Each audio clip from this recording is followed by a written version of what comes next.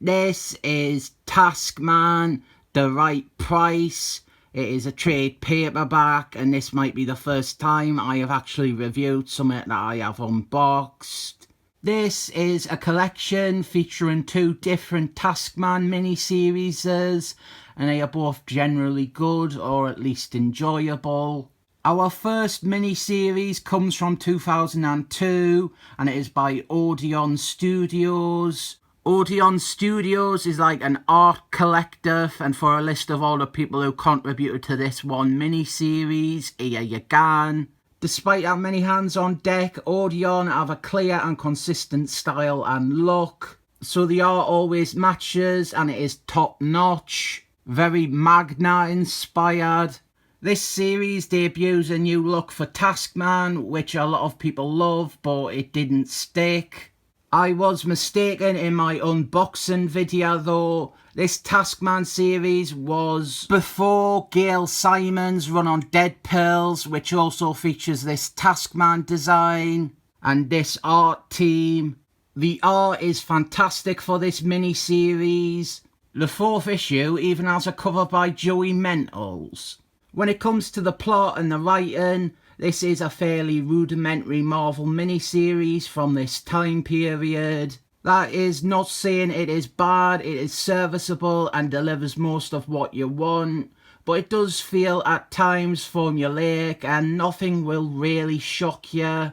It is a very enjoyable read, and part of that is because Taskman is a cool character, and it is nice seeing a different side of him and exploring his character a bit more. Our plot is that Taskman is hired by a sexy businesswoman to infiltrate Robert Downton Abbey Jr.'s company, cue a guest appearance and a fight with Iron Man in issue 1. And then afterwards, he discovers it is a setup and the businesswoman is trying to have him killed to get rid of loose ends.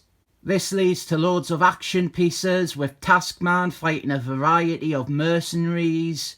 We also have a subplot, a rather predictable love plot with a woman, and while this one is going through the motions and you can guess exactly where it goes, their relationship is charming at times. And the woman actually goes on to reappear in the aforementioned Gail Simon's Dead Pills, and then she is in Cables and Dead Pills as well. Did I say Joey Mentals? He does a cover to issue 4. Then we have got a short Taskman story from an anthology book. This is the worst story in this collection. It is pretty rubbish and is more about writing up a shitty Michael Brian Benson character. It also ends with Taskman getting a pardon for all his past crimes, which is ignored in his very next appearance when he is in prison for crimes he committed before this. Then we have got a 2-page teaser that leads into the second mini-series from 2010. Poor Taskman hanging around with some of the worst characters ever created there. This is issue number 1 of that series. It is written by Ed Van Halen, who is a good enough writer, and the art for this series is fantastic too. Jefte Paul is the artist here, and at first you might see the art and not be that impressed, but I think it grows on you quickly and you come to realise this guy is very talented. While reading this story, I was often asking myself whose art I preferred, Jefte Paul's or Odeon Studios, and I never came to any conclusion. This guy also drew an issue of Black Panther that I have had on my review pile for half a year. This series has got another story that seems sensible for the character. There is a bounty on Taskman's head, so loads of different terrorist groups, they gan out to try and assassinate him. Meanwhile, Taskman goes on a globe-spanning quest to discover his past. The story is written well and all the action and stuff is engaging, but I am not crazy about almost every development with Taskman's character in this. And while I didn't enjoy what they're doing with the character and his backstory, I concede this is still written well. You won't be taken out of the story by your dislike for certain ideas. There is some flat comedy along the way that will break your immersion more. With Taskman, the main new idea, which isn't the worst of all the new ideas, is that Taskman has memory problems. He doesn't have like long-term memory and he cannot remember like his real name or who he is. I'll try not to spoil it since the revelation of information is a key part of the story being told here. But overall, this one demystified Taskman in the worst way. We found out too much about him and none of it really served the purpose of building him up as a villain. Since I am not spoiling it, I can't go in depth with my major criticisms about the new originy they give him or the revelations about who he is, so instead I will criticise something else. Issue 4 features the Avengers on the cover, the most secret Avengers. They also use this as the cover to the trade, and they are hardly in it.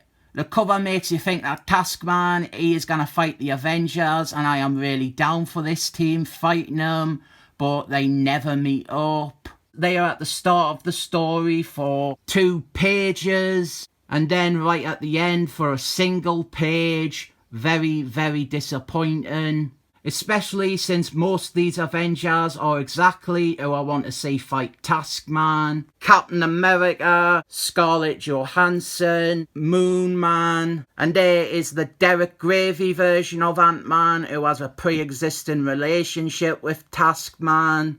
Although within the scope of the series and the ideas it presents about Taskman's memory, he probably doesn't remember watching episodes of Chuck on Ant-Man's iPod in the initiation. Then right at the back we have got an unused cover and we have these sort of non-handybook stuff about all the terrorist groups who appear in the series. And then a little bit about Taskman and which characters he has trained to fight.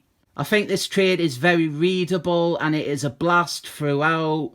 Even at its weaker moments, it's still very well drawn and there is a good story moving it along. The weaker moments, mostly the revelations of the second mini-series, they work within the context of that story that they are telling, but I just didn't like them. Also, did I mention Joey Mentals does the cover to one of the issues? I think this is a very fun trade, 2 decent stories with great art. These stories are not without their problems, but they are definitely not bad. Well told stories with very good art, and having them together also means if you didn't like one, you might like the other. I mostly liked them both, and I rate this the coveted 7 thumbs up.